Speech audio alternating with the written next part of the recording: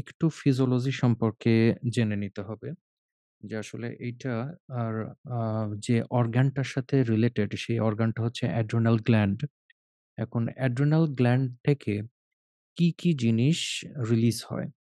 তো অ্যাড্রিনাল গ্ল্যান্ডের ভিতরে ২ টা পার্ট আছে। একটা হচ্ছে ক্যাপসুল আম সরি ক্যাপসুল দিয়ে অ্যাড্রিনাল গ্ল্যান্ডটা আম কভারড থাকে। কিন্তু এর বেসিক্যালি যে ২ টা পার্ট সেটা হচ্ছে একটা হচ্ছে কর্টেক্স আরেকটা হচ্ছে মেডুলা।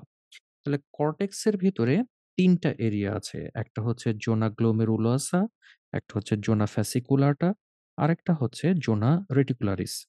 তো জোনা গ্লোমেরুলোসা তার মানে হচ্ছে একদম বাইরেরটা এটা থেকে আসছে হচ্ছে মিনারেলোকর্টিকয়েড। মিনারেলোকর্টিকয়েড মানে হচ্ছে অ্যালডোস্টেরন। তো অ্যালডোস্টেরনটা এটা রিলিজ হয় by the stimulation of angiotensin 2 আ 2 এর মাধ্যমে এটা স্টিমুলেটেড হয় এবং তারপর জোনা গ্লোমেরুলোসা থেকে রিলিজ হয়। অ্যানজিওটেনসিন 2 টা কোত্থেকে আসছে? ওই যে ফার্স্ট এ রেনিন রিলিজ হচ্ছে। রেনিন অ্যানজিওটেনসিনকে অ্যানজিওটেনসিন 1 এ কনভার্ট করছে। তারপর অ্যানজিওটেনসিন 1 থেকে অ্যানজিওটেনসিন 2 তে কনভার্ট হচ্ছে বাই অ্যানজিওটেনসিনোজেন। তো এটার কাজ কি? এটার কাজ হচ্ছে যে আমাদের কিডনিতে আ অ্যালডোস্টেরন এসে সল্ট এবং ওয়াটারকে সে রিটেইন করে আর হচ্ছে পটাশিয়ামকে সে বের করে দেয়। তো এটা গেল হচ্ছে জোনা গ্লোমেরুলাসা। আর জোনা ফ্যাসিকুলাটা থেকে বের হচ্ছে গ্লুকোকর্টিকয়েড। গ্লুকোকর্টিকয়েড মানে হচ্ছে কর্টিসল। তো কর্টিসল এইটা কার স্টিমুলেশন এর মাধ্যমে বের হচ্ছে? এটা হচ্ছে অ্যাড্রিনোকর্টিকোট্রফিক হরমোন যেটা anterior pituitary থেকে আসছে। সেইটা এসে জোনা ফ্যাসিকুলাটা থেকে রিলিজ করছে হচ্ছে গ্লুকোকর্টিকয়েড বা কর্টিসল। আর জোনা রেটিকুলারিস এখান থেকে বের হচ্ছে অ্যান্ড্রোজেন। এটাও কিন্তু এই অ্যাড্রিনোকর্টিকোট্রফিক হরমোনের স্টিমুলেশন এর কারণেই বের হচ্ছে। আর অ্যাড্রেনাল মেডুলা এখানে যে ক্রোমাফিন সেল আছে, সেই ক্রোমাফিন সেল থেকে বের হয় হচ্ছে এপিনেফ্রিন অ্যান্ড নরএপিনেফ্রিন। তো ইন নরমাল কন্ডিশন এপিনেফ্রিনটাই বেশি রিলিজ হয় এবং এপিনেফ্রিনটা থাকে মোটামুটি 85%। মানে আ যতটুকু আপনার এই সিম্প্যাথোমাইমেটিক এজেন্ট রিলিজ হচ্ছে বা ক্যাটেকোলামাইন রিলিজ হচ্ছে, সিম্প্যাথোমাইমেটিক বলাটা ভুল হবে। যেটা সিনথেটিক সেটা হচ্ছে সিম্প্যাথোমাইমেটিক। মেইনলি হচ্ছে ক্যাটেকোলামাইন রিলিজ হচ্ছে। তার ভিতরে 85% ইন নরমাল কন্ডিশন হচ্ছে এপিনেফ্রিন। তো এই এপিনেফ্রিনটা এইটা কিসের স্টিমুলেশন এর কারণে বের হচ্ছে? এপিনেফ্রিনটা বের হচ্ছে প্রিগ্যাংলিয়নিক সিম্প্যাথেটিক নিউরনের স্টিমুলেশনে বের হচ্ছে। আমরা আ যদি একটা স্পাইনাল কর্ডের ট্রান্সেকশন যদি আমরা আঁকি তাহলে এই স্পাইনাল কর্ডের ট্রান্সেকশনের যে ল্যাটারাল হর্ন, সেই ল্যাটারাল হর্ন থেকে আমাদের সাধারণত সিম্প্যাথেটিক ফাইবার গুলো বের হয়। তো এই সিম্প্যাথেটিক ফাইবার গুলো বের হওয়ার সাথে সাধারণত এই স্পাইনাল কর্ডের পাশে একটা গ্যাংলিয়া থাকে। যে সিম্প্যাথেটিক চেইন তৈরি করে এই গ্যাংলিয়া গুলা। তো এই গ্যাংলিয়া গুলোকে বলা হয় প্যারাভার্টিব্রাল গ্যাংলিয়া। যেহেতু এগুলো ভার্টিব্রার পাশে আছে সেজন্য প্যারাভার্টিব্রাল গ্যাংলিয়া। কিন্তু কিছু ক্ষেত্রে দেখা যায় যে আরো গ্যাংলিয়া আছে। সিম্প্যাথেটিক নার্ভাস সিস্টেমেরই আরো গ্যাংলিয়া আছে। তো সেগুলোকে বলা হয় হচ্ছে প্রিভার্টিব্রাল গ্যাংলিয়া। এই প্রিভার্টিব্রাল গ্যাংলিয়া টোটাল আছে হচ্ছে ৩ টা। এর ভিতর হচ্ছে সিলিয়াক প্লেক্সাস যেমন এটা হচ্ছে একটা সিম্প্যাথেটিক নার্ভাস সিস্টেমের গ্যাংলিয়া। তো আমরা এই গ্যাংলিয়া এবং সিম্প্যাথেটিক নার্ভাস সিস্টেমের সবকিছু নিয়ে আমরা আরেকটা ক্লাসে আলোচনা করব। বাট অ্যাড্রেনাল মেডুলার যে কথাটা বলছি সেটা হচ্ছে যে এই যে অ্যা গ্যাংলিয়ার আগ পর্যন্ত যে অংশটুকু সেটাকে বলা হচ্ছে যে প্রি-গ্যাংলিয়নিক ফাইবার এবং গ্যাংলিয়নের পরের অংশটুকু হচ্ছে পোস্ট গ্যাংলিয়নিক ফাইবার। সিম্প্যাথেটিক নার্ভাস সিস্টেমের কথাই বলছি যে প্রি-গ্যাংলিয়নিক এবং পোস্ট গ্যাংলিয়নিক। তো পোস্ট গ্যাংলিয়নিক ফাইবারটা গিয়েই কিন্তু ইফেক্টর অর্গানে এটা যুক্ত হচ্ছে। মানে ইফেক্টর অর্গানের উপরে যত কাজ সবই হচ্ছে পোস্ট গ্যাংলিয়নিক ফাইবারের কাজ। কিন্তু অ্যাড্রেনাল মেডুলাতে যেটা হয় যে মনে করেন যে অ্যাম এটা হচ্ছে অ্যাড্রেনাল গ্ল্যান্ড। তো এটার ভিতরে তো অ্যাড্রেনাল মেডুলা। তো স্পাইনাল কর্ড থেকে যে ফাইবারটা বের হয় সে সরাসরি গিয়ে অ্যাড্রেনাল মেডুলাতে গিয়ে যুক্ত হয়। মানে সে কোনো গ্যাংলিয়নের সাথে যুক্ত হয় না। সরাসরি অ্যাড্রেনাল গ্ল্যান্ডে এসে সে যুক্ত হয়। তো এইখানে এই অ্যাড্রেনাল গ্ল্যান্ড নিজেই একটা গ্যাংলিয়া হিসেবে কাজ করে। তার মানে এই পুরাটাই হচ্ছে যে প্রি-গ্যাংলিয়নিক ফাইবার, সিম্প্যাথেটিক সিস্টেমের প্রি-গ্যাংলিয়নিক ফাইবার এবং সাধারণত এই প্রি-গ্যাংলিয়নিক ফাইবারে যেটা রিলিজ হয়, যে নিউরোট্রান্সমিটারটা রিলিজ হয় সেটা হচ্ছে অ্যাসিটাইলকোলাইন। সিম্প্যাথেটিক নার্ভাস সিস্টেমের ক্ষেত্রে অ্যাসিটাইলকোলাইন। এখানেও কিন্তু প্রি-গ্যাংলিয়নিক ফাইবারে রিলিজ হয় হচ্ছে অ্যাসিটাইলকোলাইন। এই অ্যাসিটাইলকোলাইন গুলো গিয়ে কাজ করে হচ্ছে যে ক্রোমাফিন যে সেলগুলো আছে, সেই ক্রোমাফিন সেলের উপরে কাজ করে। ক্রোমাফিন সেলের উপরে কাজ করে তারপর ক্রোমাফিন সেল থেকে রিলিজ করে এপিনেফ্রিন অ্যান্ড নরএপিনেফ্রিন বা অ্যাড্রিনালিন অ্যান্ড নরঅ্যাড্রিনালিন। তাহলে ফিওক্রোমোসাইটোমা হচ্ছে একটা ডিজিজড কন্ডিশন। এটা কি ধরনের? এটা হচ্ছে একটা টিউমারাস কন্ডিশন। এটা ম্যালিগন্যান্ট নাকি কার্সিনোজেনিক এটা ডিপেন্ড করবে অন্য জিনিসের উপর। বাট মূল কথা হচ্ছে এটা একটা টিউমার। তো এটা ক্যাটেকোলামাইন সিক্রেটিং টিউমার এবং এটা বেসিক্যালি একটা ক্রোমাফিন সেলের টিউমার। তার মানে ক্রোমাফিন সেলের ক্যাটেকোলামাইন সিক্রেটিং টিউমার। তার মানে সে ক্যাটেকোলামাইন সে সিক্রেট করবে এই টিউমারটা হওয়ার কারণে। তো নরমালি যেখানে নরঅ্যাড্রিনালিনটা কম রিলিজ হয় আর অ্যাড্রিনালিনটা বেশি রিলিজ হয় 85% অ্যাড্রিনালিন। কিন্তু যখন এই ফিওক্রোমোসাইটোমা হবে তখন নরঅ্যাড্রিনালিনটা সাধারণত বেশি রিলিজ হয় এবং সেটা 85% মানে জাস্ট নরমাল ঘটনাটার উল্টা। তো সাধারণত দেখা যায় যে 80% কেসে এই ফিওক্রোমোসাইটোমাটা এটা অ্যাড্রেনাল মেডুলার একটা আ মেডুলাতেই এটা হয়। কিন্তু কোনো ক্ষেত্রে দেখা যায় যে এক্সট্রা মেডুলারি আ ফিওক্রোমোসাইটোমাও দেখা যায়। তো তার মানে হচ্ছে এক্সট্রা অ্যাড্রেনাল গ্ল্যান্ডের এরা হচ্ছে টিউমার। তো কোথায় হইতে পারে? তো সেখানেও এই ক্রোমাফিন সেল থাকতে হবে। তার মানে যেখান থেকে নরঅ্যাড্রিনালিন এবং অ্যাড্রিনালিন সে রিলিজ করতে পারবে। এরকম একটা জায়গা হচ্ছে যে অর্গান অফ জুকার ক্যান্ডেল। তো অর্গান অফ জুকার ক্যান্ডেল এটা কোথায় থাকে? এটা হচ্ছে অ্যাওর্টিক বাইফার্কেশন যেখানে, সেই অ্যাওর্টিক বাইফার্কেশন এ এই অর্গান অফ জুকার ক্যান্ডেল এটা থাকতে পারে। তো সাধারণত এই এক্সট্রা অ্যাড্রেনাল যে টিউমারটা, এই এক্সট্রা অ্যাড্রেনাল টিউমারটা দেখা যায় যে যদি ফ্যামিলিয়াল ফিওক্রোমোসাইটোমার যদি একটা হিস্ট্রি থাকে, তাহলে সেক্ষেত্রে এই এক্সট্রা অ্যাড্রেনাল টিউমারটা দেখা যায় অথবা বাইল্যাটারাল টিউমারটা দেখা যায়। তার মানে সাধারণত কিন্তু ফিওক্রোমোসাইটোমা একটা ইউনিল্যাটারাল। কিন্তু যদি বাইল্যাটারাল হয় তাহলে সেক্ষেত্রে ফ্যামিলিয়াল হিস্ট্রি থাকার পসিবিলিটি অনেক বেশি।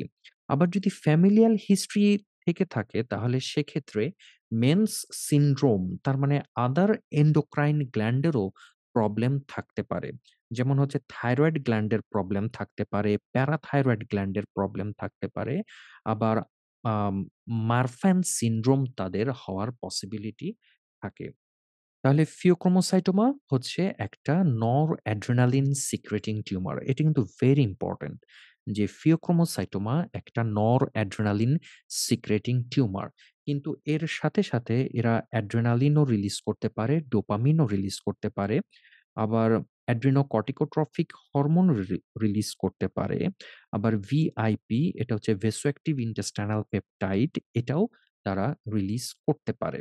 তো সাধারণত ফিওক্রোমোসাইটোমাটা এটা বিনাইন গোছের একটা টিউমার। কিন্তু কোনো ক্ষেত্রে এটা ম্যালিগন্যান্ট হইতে পারে এবং যদি মেন্স সিনড্রোম যদি থাকে তাহলে এর আগে আমরা বললাম যে থাইরয়েড, প্যারাথাইরয়েড এবং মারফানয়েড ফিচার গুলো থাকতে পারে এবং তার সাথে নিউরোফাইব্রোম্যাটোসিসও হওয়ার পসিবিলিটি থাকে।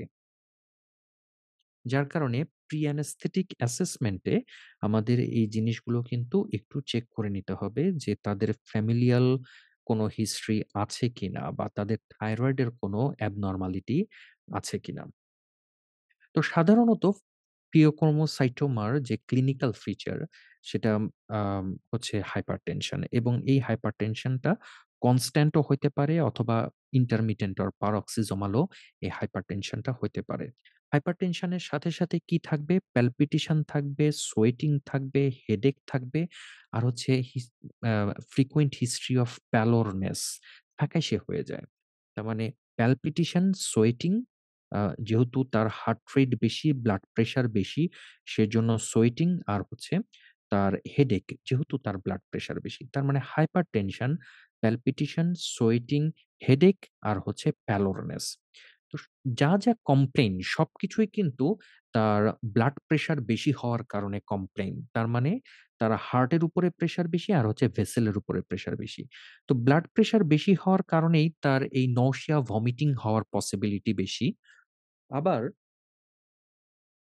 বডিতে যখন প্রচুর পরিমাণে ক্যাটেকোলামাইন রিলিজ হয়, তার মানে বডি একটা সিম্প্যাথেটিক ওভারড্রাইভ এ থাকে। যার কারণে সে একটা লেথার্জিক একটা কন্ডিশন এ থাকে। কারণ তার ক্যাটেকোলামাইন যে রিসেপ্টর এর উপরে গিয়ে কাজ করবে অ্যাড্রিনার্জিক রিসেপ্টর, সেই রিসেপ্টর গুলোর কিন্তু ডাউন রেগুলেশন হয়। যার কারণে তার একটা উইকনেস অথবা লেথার্জি ডেভেলপ করার একটা পসিবিলিটি থাকে। যেহেতু হার্টের উপরে প্রেশার বেশি কারণ এসভিআর বা সিস্টেমিক ভাস্কুলার রেজিস্ট্যান্স বেশি থাকে। সেইজন্য এই সমস্ত পেশেন্টের পালমোনারি ইডিমা, কার্ডিওমায়োপ্যাথি, এমআই এবং সেরেব্রোভাস্কুলার অ্যাক্সিডেন্ট লাইক স্ট্রোক এগুলোরও হিস্ট্রি থাকতে পারে। তো প্রেশার দেখার সাথে আমরা কিন্তু ডিফারেনশিয়েট করে ফেলতে পারি যে এটা কোন ধরনের ফিওক্রোমোসাইটোমা। এটা কি নরঅ্যাড্রিনালিন রিলিজিং ফিওক্রোমোসাইটোমা নাকি অ্যাড্রিনালিন রিলিজিং ফিওক্রোমোসাইটোমা? এটা ইনভেস্টিগেশন করার আগেই কিন্তু আমরা দেখে ফেলতে পারি যদি ব্লাড প্রেশারের ক্যারেক্টারিস্টিক্স টা বোথ সিস্টোলিক এবং ডায়াস্টোলিক হাইপারটেনশন হয় এবং তার সাথে রিফ্লেক্স ব্র্যাডিকার্ডিয়া থাকে, তাহলে সেটার পসিবিলিটি বেশি যে এইটা নরঅ্যাড্রিনালিন রিলিজিং ফিওক্রোমোসাইটোমা। আর অ্যাড্রিনালিন রিলিজিং ফিওক্রোমোসাইটোমা যদি হয় তাহলে সেক্ষেত্রে সিস্টোলিক হাইপারটেনশন হবে কিন্তু ডায়াস্টোলিক কিন্তু হাইপোটেনশন হবে। যদি অ্যাড্রিনালিন রিলিজিং হয়, ডায়াস্টোলিক হাইপোটেনশন হবে এবং তার সাথে ট্যাকিকার্ডিয়া হবে। আর অর্থোস্ট্যাটিক হাইপোটেনশন মানে যে সে যদি বসা থেকে উঠে দাঁড়ায় অথবা সুপাইন পজিশন থেকে যদি উঠে দাঁড়ায় তাহলে সেক্ষেত্রে তার হাইপোটেনশন হবে। তো এই হাইপোটেনশনের পরিমাণ হচ্ছে তার বসা কন্ডিশন থেকে উঠে দাঁড়ানো কন্ডিশনের মধ্যে যদি মোর দ্যান 20% ব্লাড প্রেশার যদি ফল করে এবং এটার মূল কারণ হচ্ছে যে ফিওক্রোমোসাইটোমার প্যাশেন্ট গুলো হাইপোভলিমিক থাকে। জাস্ট লাইক প্রিএক্লাম্পসিয়ার মতো। এরা হাইপোভলিমিক থাকে, এদের একদম ভেসোকনস্ট্রিক্টেড থাকে। যার কারণে এদের ভাস্কুলার যে একটা রেসপন্স মেকানিজম, যে রিফ্লেক্স মেকানিজম যে উঠে দাঁড়ানোর সাথে আরো ভেসোকনস্ট্রিক্টেড হবে, এই রিফ্লেক্স মেকানিজমটা তখন আর কাজ করতে পারে না। এবার আমরা ডায়াগনোসিস করব কিভাবে? একটা তো ক্লিনিক্যাল সাসপিশন। আর এরপরেই চলে আসে যে ক্যাটেকোলামাইন লেভেল যেটা, সেই ক্যাটেকোলামাইন লেভেলটাকে মেজার করা। এখানে প্লাজমা ক্যাটেকোলামাইন এবং ইউরিনারি ক্যাটেকোলামাইন দুটাই মেজার করা যেতে পারে। বাট প্লাজমা ক্যাটেকোলামাইনটা এইটা বেশিক্ষণ থাকে না। কারণ অধিকাংশ ক্যাটেকোলামাইনেরই হাফ লাইফ 1 থেকে 2 মিনিট এবং যেগুলো মেটাবোলাইট যে এন্ড প্রোডাক্ট যেগুলা, সেগুলোও প্লাজমাতে বেশিক্ষণ থাকে না। যার কারণে ইউরিনারি ক্যাটেকোলামাইন এবং তাদের মেটাবোলাইটস এটা মেজার করাটা মোর রিজনেবল এবং এইটা ২৪ ঘন্টা ইউরিন আউটপুটটা ধরে রেখে তারপরে মেজার করতে হয়। সাধারণত আ যেহেতু এটা নরঅ্যাড্রিনালিন রিলিজিং টিউমার, তার মানে হচ্ছে নর আ মেটা অ্যাড্রিনালিন এইটা সাধারণত বেশি পরিমাণে মেজার করা হয় এবং অ্যাড্রিনালিনও এটা মেজার করা যেতে পারে। তাহলে একটা হচ্ছে মেটা অ্যাড্রিনালিন মানে এগুলো কিন্তু হচ্ছে মেটাবোলাইটস। তাহলে মেটা অ্যাড্রিনালিন অথবা মেটা অ্যাড্রিনালিন এটা ইউরিনে মেজার করতে হয় ওভার দ্যা 24 আওয়ার্স। অথবা আমরা ফ্রি প্লাজমাটাও যদি এটা ২৪ ঘন্টা সময় লাগে আর হচ্ছে হলো যে আমরা যদি সরাসরি প্লাজমাটা মেজার করতে যাই, তাহলে প্লাজমাতেও এই সমস্ত অ্যাড্রিনালিন এবং নরঅ্যাড্রিনালিনের মেটাবোলাইটস গুলো মেজার করা যেতে পারে। তাহলে সেটা হচ্ছে হলো যে নর মেটা নরঅ্যাড্রিনালিন অর নরমেটানেফ্রিন আর একটা হচ্ছে মেটানেফ্রিন অথবা মেটা অ্যাড্রিনালিন। মানে ইউকে তে বলে অ্যাড্রিনালিন আর ইউএসএ তে বলে হচ্ছে মেটানেফ্রিন।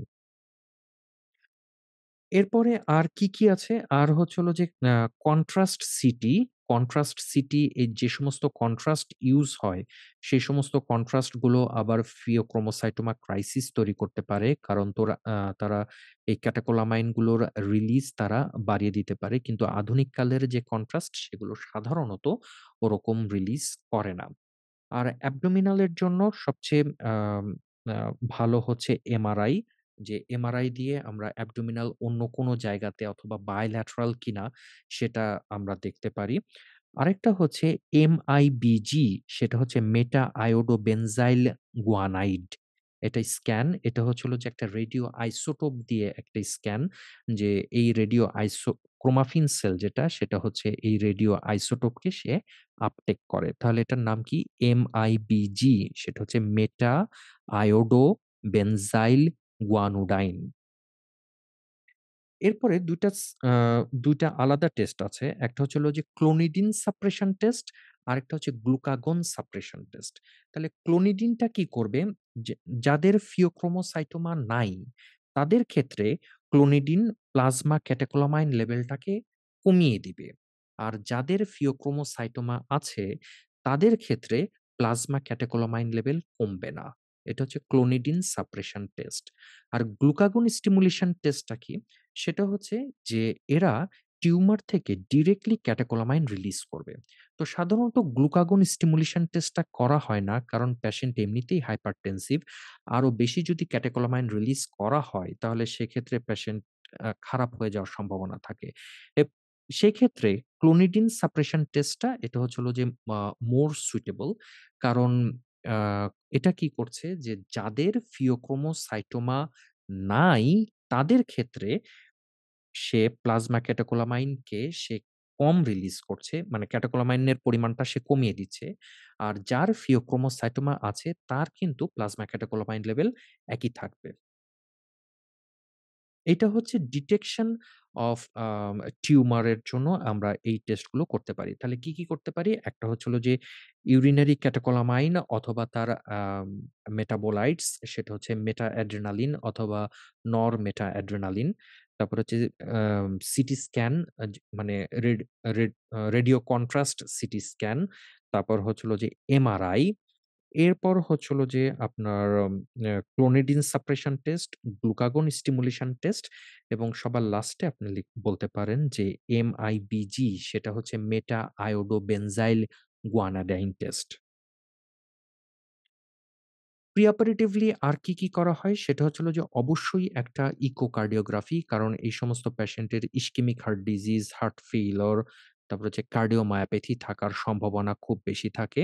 ব্লাড গ্লুকোজ লেভেল যেহেতু ক্যাটেকোলামাইন বেশি রিলিজ হচ্ছে, ক্যাটেকোলামাইন বেশি রিলিজ হওয়ার কারণে কি হয়? সেটা হচ্ছে হলো যে ইনসুলিন রেজিস্ট্যান্স ডেভেলপ করে। ইনসুলিন রেজিস্ট্যান্স ডেভেলপ করে ১, আর ২ নাম্বার হচ্ছে গ্লাইকোজেনোলাইসিস। তার মানে গ্লাইকোজেনটা ভেঙে যাচ্ছে। তার মানে ব্লাড গ্লুকোজ লেভেলটা তখন বেড়ে যাবে। ব্লাড গ্লুকোজ লেভেলটা বেড়ে যাবে। ইনসুলিনের রেজিস্ট্যান্স যেরকম হয়, ঠিক তেমনি গ্লাইকোজেনোলাইসিসটাও কিন্তু বেশি হচ্ছে। তার সাথে ইসিজি। ইসিজিতে আমরা কি ফিচার পেতে পারি? সেটা হচ্ছে এসটি সেগমেন্টের চেঞ্জ, যে এসটি এলিভেশন হইতে পারে, ডিপ্রেশন হইতে পারে। টি ওয়েভ এর চেঞ্জ, সেটা হচ্ছে টি ওয়েভ ফ্ল্যাটেন্ড হইতে পারে অথবা ইনভার্সন হইতে পারে। প্রলং কিউটি ইন্টারভাল ফিওক্রোমোসাইটোমাতে হতে পারে। টল পিকড পি ওয়েভ, অ্যাট্রিয়ামের উপরে প্রেশার বেশি, টল পিকড পি ওয়েভ। তারপর হচ্ছে লেফট অ্যাক্সিস ডেভিয়েশন, কারণ হচ্ছে হলো যে লেফট হার্টের উপরে প্রেশার বেশি পড়ছে। আরেকটা হচ্ছে ডিসরিথমিয়া। ডিসরিথমিয়া এটা সুপ্রাভেন্ট্রিকুলার ডিসরিথমিয়াও হইতে পারে অথবা ভেন্ট্রিকুলার ডিসরিথমিয়াও হইতে পারে। সাধারণত সুপ্রাভেন্ট্রিকুলার ডিসরিথমিয়া হওয়ার পসিবিলিটি এখানে বেশি থাকে। প্রি অপারেটিভ পিরিয়ডে আমরা এই পেশেন্টটাকে প্রিপেয়ার করব কিভাবে? প্রি অপারেটিভ পিরিয়ডে এই পেশেন্ট প্রিপারেশন এর জন্য তার ব্লাড প্রেশারকে কন্ট্রোল করতে হবে এবং এটা একটা মাল্টিডিসিপ্লিনারি একটা অ্যাপ্রোচ হবে। এবং সাধারণত এই ব্লাড প্রেশার কন্ট্রোলের জন্য আমরা তাকে আলফা রিসেপ্টর অ্যান্টাগনিস্ট আগে দিব রাদার দ্যান বিটা ব্লকার। তাহলে আলফা ব্লকার সাধারণত ইউজ করা হয় যেটা নন সিলেক্টিভ আলফা ব্লকার এবং সেটা হচ্ছে ফেনক্সিবেনজামিন। তো নন সিলেক্টিভ আলফা ব্লকার ইউজ করার পিছনে কারণ হচ্ছে যে এটা একটা লং অ্যাক্টিং ড্রাগ ১ নাম্বার কথা। ২ নাম্বার কথা হচ্ছে যে এটা দিয়ে ব্লাড প্রেশার কন্ট্রোল বেশ ভালো হয়, বেশ ভালো হয়। তাহলে সেক্ষেত্রে নন সিলেক্টিভ আ আলফা ব্লকার ফেনক্সিবেনজামিন এই নামটা অবশ্যই মুখস্থ করতে হবে যে ফেনক্সিবেনজামিন আ এটা আমরা ইউজ করতে পারি। তাহলে ফেনক্সিবেনজামিন ইউজ করলে কি প্রবলেম হইতে পারে? একটা হচ্ছে postural hypotension হইতে পারে। postural hypotension কেন? কারণ হচ্ছে হলো যে তার vasodilation হচ্ছে আবার সে hypovolemic যার কারণে তার postural hypotension হয়। তারপর তার nasal congestion হয়। nasal congestion হচ্ছে যে nasal vessel গুলো dilated হয়ে যায়। যার কারণে nasal congestion হয়। আরেকটা হচ্ছে lethargy। কিন্তু যদি এই পেশেন্টটা আ যদি আপনার অ্যাড্রিনালিন সিক্রেটিং যদি টিউমার হয়, তাহলে সেক্ষেত্রে কিন্তু বিটা ব্লকার আগে ইউজ করা যেতে পারে। এখন আলফা ব্লকারের আগে কেন আমরা বিটা ব্লকার ইউজ করতে পারব না? এটা একটা খুব ইম্পোর্টেন্ট কোয়েশ্চেন। এটা ভাইবার জন্য বা যেকোনো পরীক্ষার জন্য এটা one of the most important question যে কেন আমরা বিটা ব্লকার ইউজ করতে পারব না? বিশেষ করে নন সিলেক্টিভ বিটা ব্লকার। কারণ নন সিলেক্টিভ বিটা ব্লকার মানে সে বোথ বিটা 1 এবং বিটা 2 কে সে ব্লক করছে। এখন বিটা 2 র কিন্তু একটা ভেসোডাইলেটিং ক্যাপাসিটি আছে। বিটা 2 কিছুটা ভেসোডাইলেট করে। এখন আমরা যখন নন সিলেক্টিভ বিটা ব্লকার ইউজ করলাম, সেই সময় সে ২ টাকেই ব্লক করে দিল। তার মানে তার ভেসোডাইলেটেশন কিন্তু হলো না। কিন্তু অপরদিকে ফিওক্রোমোসাইটোমাটা কিন্তু মেইনলি সে আলফা রিসেপ্টরের উপরে যদি নরঅ্যাড্রিনালিন রিলিজিং ফিওক্রোমোসাইটোমা হয়, তার মানে সে আলফা 1 রিসেপ্টর অ্যাগনিস্ট, তার মানে এখানে ভেসোকনস্ট্রিকশন থেকে যাচ্ছে। তার মানে ভেসোকনস্ট্রিকশন থেকে যাচ্ছে আর এদিকে হচ্ছে হলো যে আমরা ভেসোডাইলেটিং যে ক্যাপাসিটি ছিল সেটাকে বন্ধ করে দিচ্ছি। তার মানে কথাটা হবে এরকম যে আনঅপোজড আলফা 1 রিসেপ্টর মেডিয়েটেড ভেসোকনস্ট্রিকশন হয় বলে আমরা নন সিলেক্টিভ বিটা ব্লকার আমরা ইউজ করব না এই আলফা ব্লকার ইউজ করার আগে। তাহলে প্রি অপারেটিভ পিরিয়ডে আমরা ব্লাড প্রেশার আমাদের ম্যানেজ করাটা কেন দরকার? কারণ আমরা যে টিউমারটা সার্জারিতে অ্যানেসথেসিয়া দিব, সেই অ্যানেসথেসিয়াতে যখন টিউমার যখন হ্যান্ডেলিং করা হবে, তখন প্রচুর পরিমাণে ক্যাটেকোলামাইন রিলিজ হবে ১ নাম্বার কথা। ২ নাম্বার কথা হচ্ছে হলো যে সার্জারির আ যখন শুরু মানে অ্যানেসথেসিয়া যখন আমরা ইন্ডাকশন দিচ্ছি, সেই ইন্ডাকশনের সময় ল্যারিঙ্গোস্কোপের সময় প্লাস হাইপক্সিয়া, হাইপারক্যাপনিয়ার সময় অথবা যদি নিউমোপেরিটোনিয়াম করা হয় অথবা ডেপথ অফ অ্যানেসথেসিয়া যদি খুব বেশি না থাকে, সেই সময় জাস্ট ইনসিশনের সময় প্রচুর পরিমাণে ক্যাটেকোলামাইন রিলিজ করতে পারে। যার কারণে আমাদের প্রি অপারেটিভ ব্লাড প্রেশারটাকে অবশ্যই মানে উম অসাধারণভাবে কন্ট্রোলড হতে হবে। আর আমরা এর আগে নন সিলেক্টিভ আলফা ব্লকার পড়লাম যেটা হচ্ছে ফেনক্সিবেনজামিন। আর যদি আমরা সিলেক্টিভ আলফা 1 ব্লকার এটাও আমরা ইউজ করতে পারি। তো সিলেক্টিভ আলফা 1 ব্লকার কি আছে? একটা হচ্ছে প্রাজোসিন আরেকটা হচ্ছে ডক্সাজোসিন। তো প্রাজোসিন এবং ডক্সাজোসিন যেটা সেইটার একটা সমস্যা যেটা, এটা সমস্যা আবার সমস্যা না, ভালো দিক। সেটা কি? যে এরা প্রিসিন্যাপটিক প্রিসিন্যাপটিক নরঅ্যাড্রেনালিন রি-আপটেককে এরা ইনহিবিট করে না। তার মানে আমাদের এখানে নরঅ্যাড্রেনালিন থাকে। নরঅ্যাড্রেনালিন থাকে এবং এই নরঅ্যাড্রেনালিন থাকার কারণে ট্যাকিকার্ডিয়া হয় না। এখন প্রিসিন্যাপটিক নরঅ্যাড্রেনালিন যেটা, সেই প্রিসিন্যাপটিক নরঅ্যাড্রেনালিন রি-আপটেক এর ক্ষেত্রে এই আলফা 2 টা আ মানে হচ্ছে হলো যে আপনার এখানে আলফা 2 আসলে কাজ করে একটা আ নেগেটিভ ফিডব্যাক লুপ হিসেবে কাজ করে। মানে জিনিসটা হচ্ছে অনেকটা এরকম যে নরঅ্যাড্রিনালিন যে প্রিসিন্যাপটিক এরিয়া থেকে তো রিলিজ হচ্ছে। রিলিজ হওয়ার পরে যখন এখানে প্রচুর পরিমাণে নরঅ্যাড্রিনালিন আসলো, সেই সময় সে এই প্রিসিন্যাপটিক এরিয়াকে সে মেসেজ পাঠায় যে, "তুমি আর নরঅ্যাড্রিনালিন রিলিজ করো না।" এই যে এটা হচ্ছে একটা ফিডব্যাক লুপ। তার মানে আমি ওকে খবর দিচ্ছি যে, "আমরা এখানে পরিমাণে অনেক আছি, তুমি আর পাঠায়ও না।" তাই এই ইনফরমেশনটা সে পাঠায় হচ্ছে আলফা 2 রিসেপ্টরের মাধ্যমে। তো যেহেতু প্রাজোসিন এবং ডক্সাজোসিন এই আলফা 2 রিসেপ্টরকে তারা ব্লক করছে না, সেজন্য এই নরঅ্যাড্রিনালিন রিলিজটা এটা আসলে ইনহিবিট হয় না এবং নরঅ্যাড্রিনালিন আ রিলিজটা এটা আ মোটামুটি হতে থাকে। এবং রি-আপটেক যেটা, সেই রি-আপটেকটাও এরা হয় না। যার কারণে যেহেতু এই নরঅ্যাড্রিনালিনের পরিমাণ আ এখানে ভালো থাকে এবং নরঅ্যাড্রিনালিনের একটা ফিডব্যাক লুপ হিসেবে এই ট্যাকিকার্ডিয়াটা মানে রিফ্লেক্স মেকানিজম হিসেবে এই ট্যাকিকার্ডিয়াটা হয় না। আর কি ড্রাগ ইউস করা যেতে পারে? সেটা হচ্ছে হলো যে calcium channel blocker. Calcium channel blocker হচ্ছে মেইনলি নিকারডিপিন। নিকারডিপিনটা কি করে? নিকারডিপিন হচ্ছে যে এই স্মুথ মাসল এ আ আপনার ক্যালসিয়ামটাকে সে ঢুকতে দেয় না। স্মুথ মাসল এ ক্যালসিয়ামটাকে সে ঢুকতে দেয় না। তার মানে তখন ক্যালসিয়াম ঢুকলে ভেসোকনস্ট্রিকশন হবে। তাহলে যেহেতু ক্যালসিয়াম ঢুকতে পারছে না, তার মানে সে সময় ভেসোডাইলেটেড কন্ডিশন এ থাকবে। তাহলে আমাদের গেল হচ্ছে একটা আ আপনার আ নন সিলেক্টিভ আলফা ব্লকার, তারপর হচ্ছে সিলেক্টিভ আলফা ব্লকার, এরপর হচ্ছে calcium channel blocker. Calcium channel blocker হচ্ছে মেইনলি হচ্ছে নিকারডিপিন। এরপরে আ catecholamine synthesis inhibitor catecholamine synthesis inhibitor এটা হচ্ছে মেটিরোসিন। তো এইটা কিছুটা টক্সিক যার কারণে খুব বেশি এটা ইউস হয় না। বাট নামটা যদি জানা থাকে তাহলে সেটা হচ্ছে ভালো। যে ক্যাটেকোলামাইন সিনথেসিস ইনহিবিটর এটার নাম হচ্ছে মেটিরোসিন।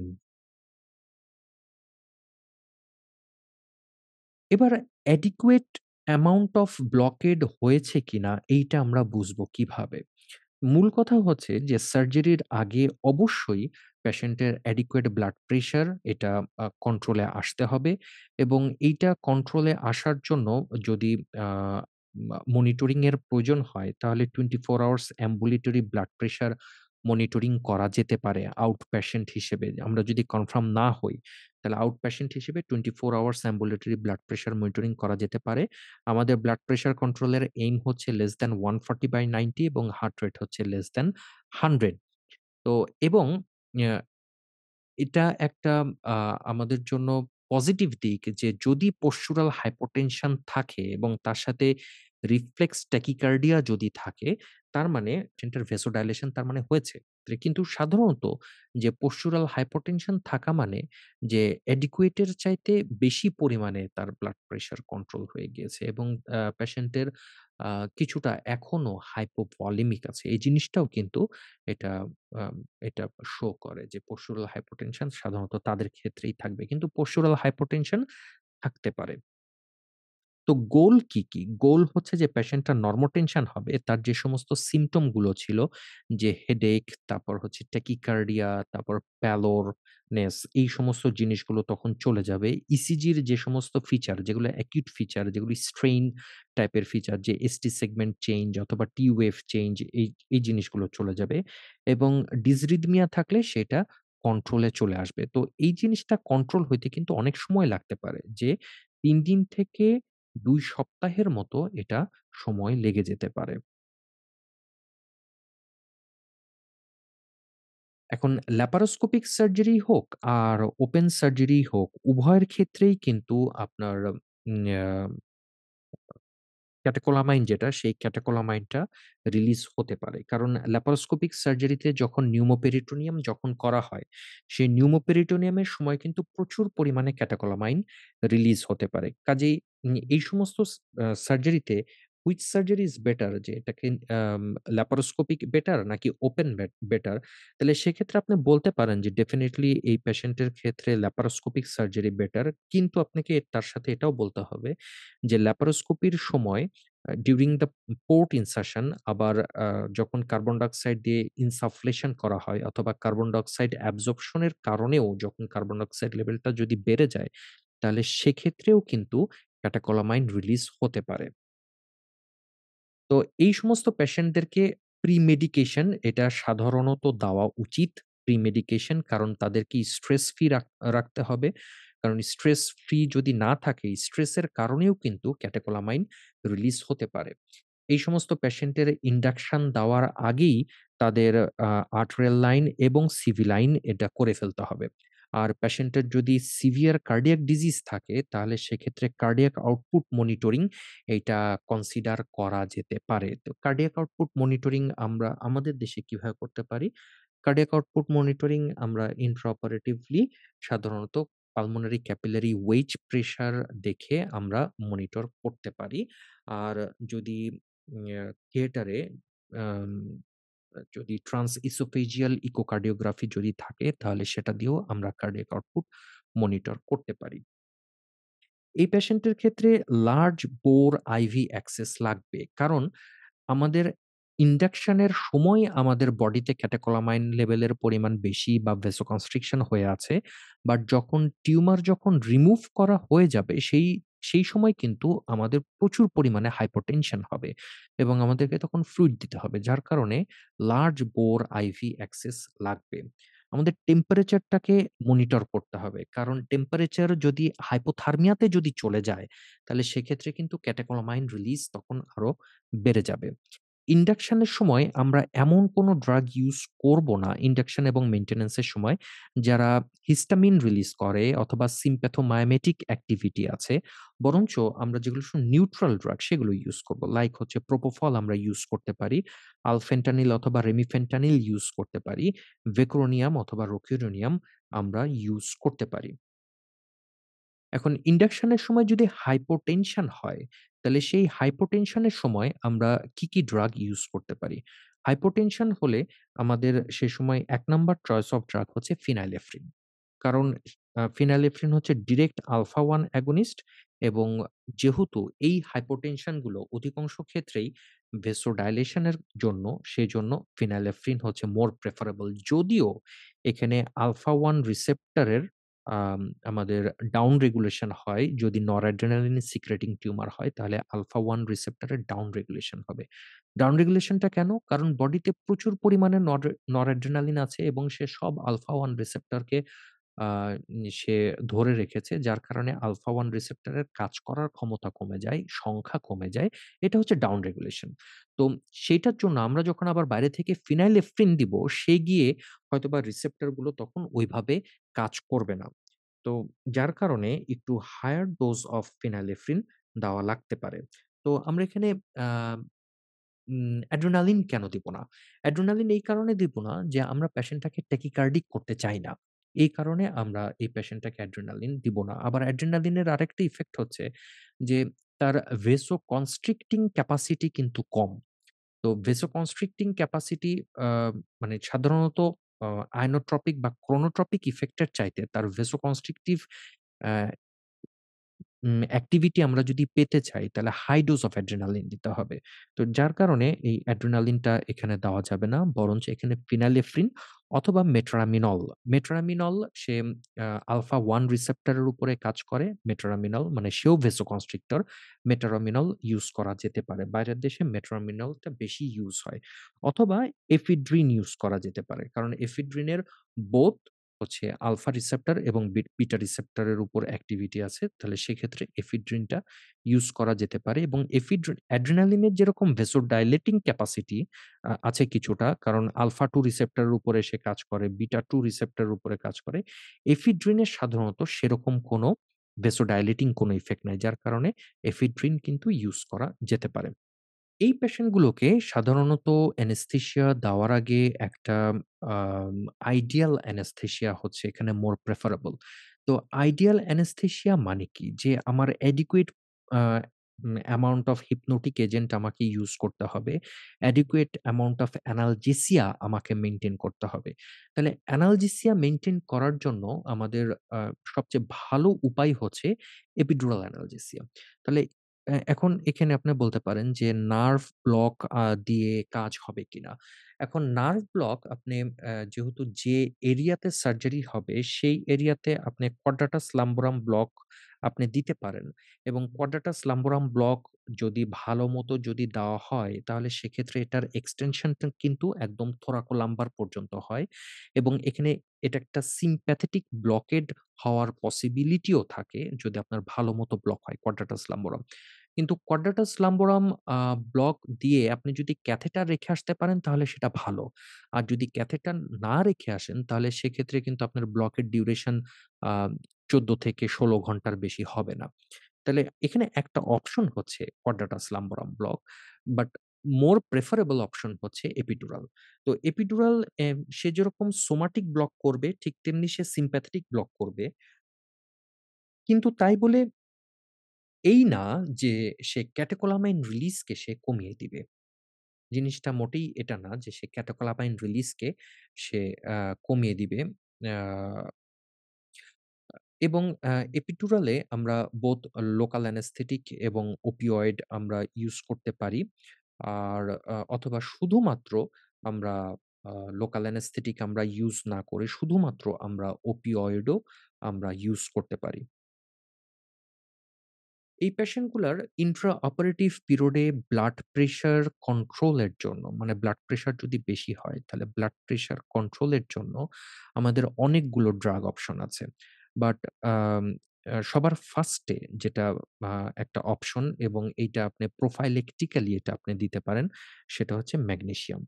ম্যাগনেসিয়ামের এখানে অনেকগুলো কাজ আছে বাট খুব ইম্পোর্টেন্ট একটা কাজ হচ্ছে সে ক্যাটেকোলামাইন রিলিজকে সে বন্ধ করে দেয়। ১ নাম্বার কথা। ২ নাম্বার কথা হচ্ছে হলো যে রিসেপ্টর গুলোকে সে ব্লক করে ফেলে। আবার তার ভেসোডাইলেটিং ইফেক্ট ও আছে। আবার সে মায়োকার্ডিয়াল প্রোটেকশন ও দেয়।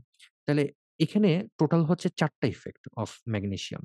তার ভিতরে ২ টা ইফেক্ট হচ্ছে খুব ইম্পোর্টেন্ট। সেটা হচ্ছে সে ক্যাটেকোলামাইন রিলিজকে সে বন্ধ করে দিচ্ছে এবং সে রিসেপ্টরকে ব্লক করে দিচ্ছে। তো এখানে একটা অ্যাডভার্স ইফেক্ট হচ্ছে যে ম্যাগনেসিয়ামের duration of action is prolong এবং যেহেতু সে রিসেপ্টরকে ব্লক করে দিচ্ছে সেজন্য টিউমার রিমুভ হওয়ার পরে তার ভেসোডাইলেশন সে তখন থেকে যাবে এবং ব্লাড প্রেশার ভেসোডাইলেশন হবে এবং ব্লাড প্রেশার অনেক পড়ে যাবে। যার কারণে ম্যাগনেসিয়াম সাধারণত একটু লো ডোজে দেওয়া হয়।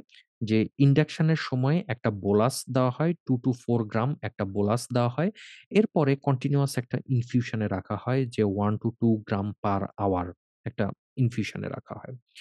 আর অ্যানেসথেসিয়া দেওয়ার সময় এর আগে বললাম যে, যে সমস্ত ড্রাগ হিস্টামিন রিলিজ করে সেই সমস্ত ড্রাগ গুলোকে আমরা ইউজ করব না অথবা যে সমস্ত ড্রাগের sympathomymetic আছে সেগুলোকে আমরা ইউজ করব না। তাহলে হিস্টামিন রিলিজ করে কোন ড্রাগ? সাধারণত একটা হচ্ছে মরফিন আর হচ্ছে সিস অ্যাট্রাকিউরিয়াম। আর sympathomymetic ইফেক্ট আছে বা ভ্যাগোলাইটিক ইফেক্ট আছে সেগুলো হচ্ছে অ্যাট্রোপিন, প্যানকিউরেনিয়াম এবং সাকসিনাইলকোলাইন। কারণ এরা আম ক্যাটেকোলামাইন রিলিজ করতে পারে। কোন কন্ডিশনকে আমরা এভয়েড করব সেটা হচ্ছে যেকোনো স্ট্রেসফুল কন্ডিশন, যেকোনো পেইনফুল কন্ডিশন, হাইপক্সিয়া এবং হাইপারক্যাপনিয়া এই জিনিসগুলোকে আমরা এভয়েড করব। তো টিউমার হ্যান্ডলিং এর সময় প্রচুর পরিমাণে আ আপনার উম আ ক্যাটেকোলামাইন রিলিজ হতে পারে। তো সেই সমস্ত ক্ষেত্রে আমরা এমন সমস্ত ড্রাগ ইউজ করব যে সমস্ত ড্রাগের ডিউরেশন অফ অ্যাকশন কম এবং যেগুলো ইন্টারমিটেন্টলি যেগুলো দেওয়া যেতে পারে। লাইক হচ্ছে রেমিফেন্টানিল। রেমিফেন্টানিল এটার কনটেক্সট সেনসিটিভ হালফ লাইফ অত্যন্ত কম ৩ মিনিটস এর মতো। তো যার কারণে রেমিফেন্টানিল ইউজ করা যেতে পারে। তারপর হচ্ছে সোডিয়াম নাইট্রোক্লোরাইড, তারপর হচ্ছে জিটিএন এগুলো ইউজ করা যেতে পারে। আরেকটা কি সেটা হচ্ছে ফেন্টোলামিন। ফেন্টোলামিন এটা হচ্ছে হলো যে আলফা 1 ব্লকার এবং সে ভেসোডাইলেট করে বোথ ভেসোডাইলেট এবং ভেনোডাইলেট করে। যার কারণে ফেন্টোলামিন ইউজ করা যেতে পারে। তাহলে আমাদের এখানে আ কি ড্রাগ আমরা ব্লাড প্রেশার কন্ট্রোল এর জন্য ইউজ করতে পারি? একটা হচ্ছে ম্যাগনেসিয়াম, তারপর হচ্ছে জিটিএন অথবা সোডিয়াম নাইট্রোক্লোরাইড, তারপর হচ্ছে ফেন্টোলামিন আর হচ্ছে ল্যাবেটোলল যদি ট্যাকিকার্ডিয়া থাকে। আমাদের টার্গেট হচ্ছে ব্লাড প্রেশারকে ১০০ র নিচে রাখা যাতে আমরা প্রিলোডটাকে ঠিক রাখতে পারি। যার কারণে হার্ট রেট কন্ট্রোল আ সবসময় খেয়াল রাখতে হবে। আর টিউমার যখন রিমুভ করা হবে, রিসেট করা হবে সেই সময় কিন্তু সিভিয়ারলি হাইপোটেনশন হবে। যার কারণে টিউমার যখন রিসেট করা হচ্ছে ওই টাইমিং এর সাথে মিলায়ে আমাদের ফ্লুইডটাকে ম্যানেজ করতে হবে এবং ফ্লুইডটাকে এমনভাবে আমরা ম্যানেজ করব যে সেন্ট্রাল ভেনাস প্রেশার যেটা সেটা ১০ থেকে ১৫ র ভিতরে রাখবো। একটা ইউভলিমিক একটা কন্ডিশনে রাখবো। আমরা হাইপারভলিমিয়া করব না। কারণ ওই সময় কিন্তু আম এক ওই সময় ক্যাটেকোলামাইন লেভেলটা বেশি হাইপারভলিমিয়া যদি করি তাহলে পালমোনারি এডিমা ডেভেলপ করে যেতে পারে, হার্ট ফেইলিউর হয়ে যেতে পারে। যার কারণে ইউভলিমিক একটা কন্ডিশনে রাখবো বাট একটু আপার সাইডে। যার কারণে এখানে সিভিপিটা এখানে একটা ইম্পোর্টেন্ট ফ্যাক্টর হয়ে দাঁড়ায়। যদি না পেশেন্টের আগে থেকে হার্ট ফেইলিউর অথবা হাইপারট্রফিক কার্ডিওমায়োপ্যাথি আ এই সমস্ত জিনিসপাতি যদি না থেকে থাকে। এবং ফ্লুইড আমরা সাধারণত ক্রিস্টালয়েড আমরা ইউস করব। কিন্তু আ যখন আ ক্যাট আ যখন আম আপনার টিউমারটা যখন রিসেকশন যখন হয়ে গেল, সেই সময় কিন্তু টিউমার রিসেকশন হয়ে যাওয়ার পরে পেশেন্টের যখন ক্যাটেকোলামাইন এর লেভেল যখন কমে গেল, সেই সময়ে একটা ইম্পোর্টেন্ট কন্ডিশন হচ্ছে পেশেন্টের আপনার হাইপোগ্লাইসেমিয়া ডেভেলপ করতে পারে। কারণ ক্যাটেকোলামাইন এর একটা কাজ ছিল যে সে গ্লাইকোজেনোলাইসিস করে এবং ইনসুলিনের রেজিস্ট্যান্স ঘটায়। কিন্তু যখনই ক্যাটেকোলামাইন এর পরিমাণটা কমে গেল, সেই সময় কিন্তু আমাদের ইনসুলিনের পরিমাণ বা ইনসুলিন রেজিস্ট্যান্স টা কিন্তু আপনার ঠিক হয়ে যাচ্ছে। আবার গ্লাইকোজেনোলাইসিসটাও কিন্তু কমে যাচ্ছে। তার মানে সেক্ষেত্রে আপনার ইনসুলিনের ইফেক্ট এর কারণে হাইপোগ্লাইসেমিয়া ডেভেলপ করতে পারে। যার কারণে এখানে গ্লুকোজ আফটার দ্য রিসেকশন এখানে গ্লুকোজ কনটেনিং ফ্লুইড ইউস করা যেতে পারে এবং ইউস করতে হয়। কিন্তু যদি আমরা বোলাস ইউস করি তাহলে সেক্ষেত্রে ক্রিস্টালয়েড সলিউশন ইউস করাই ভালো। কিন্তু ওখানে একটা মেইনটেন্যান্স হিসেবে গ্লুকোজ কনটেনিং ফ্লুইড ইউস করা যেতে পারে।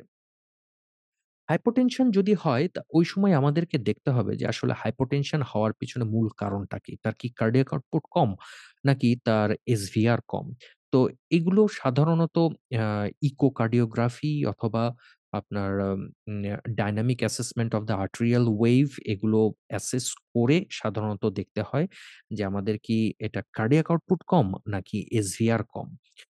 এটা নরমালি শুধুমাত্র ব্লাড প্রেশার মনিটরিংটা কিন্তু মূল ব্যাপার না। আসলে কোন ধরনের কম এই জিনিসটা ইম্পোর্টেন্ট।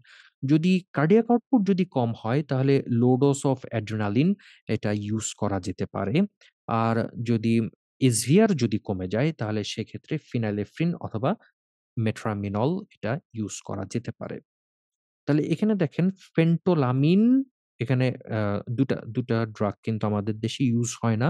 বাট এটা বাইরের দেশে প্রচুর পরিমাণে ইউস হয় যার কারণে আমাদেরকে এটা সম্পর্কে একটু জানা উচিত। সেটা হচ্ছে একটা হচ্ছে ফেন্টোলামিন যেটা আমরা হাইপোটেনশন করার জন্য ইউস করছি এবং এটা একটা ভেসোডাইলেটর এবং এটা আলফা 1 রিসেপ্টর এর উপর কাজ করে। আরেকটা হচ্ছে মেট্রামিনল। মেট্রামিনলও কিন্তু সে নরঅ্যাড্রিনালিন রিলিজ করে সে কাজ করে। মানে সে নরঅ্যাড্রিনালিন রিলিজ করায়। ইনডিরেক্টলি সে আলফা 1 রিসেপ্টর অ্যাগনিস্ট এবং সে নরঅ্যাড্রিনালিন রিলিজ করায়। যদি রিফ্র্যাক্টরি হয় তাহলে সেক্ষেত্রে ভেসোপ্রেসিন অথবা টার্লিপ্রেসিন। যদি রিফ্র্যাক্টরি হয় এবং রিফ্র্যাক্টরি হতেই পারে কারণ এখানে অ্যাড্রিনার্জিক রিসেপ্টর গুলোর ডাউন রেগুলেশন হয়। পোস্ট অপারেটিভ পিরিয়ডে আমাদের ব্লাড গ্লুকোজ মনিটরিংটা ইস ভেরি ইম্পোর্টেন্ট এবং এখানে কোনো মতেই আমরা হাইপোগ্লাইসেমিয়া হইতে দিব না। যার কারণে একটা মেইনটেন্যান্স গ্লুকোজ কনটেনিং ফ্লুইড আমরা এখানে ইউস করব।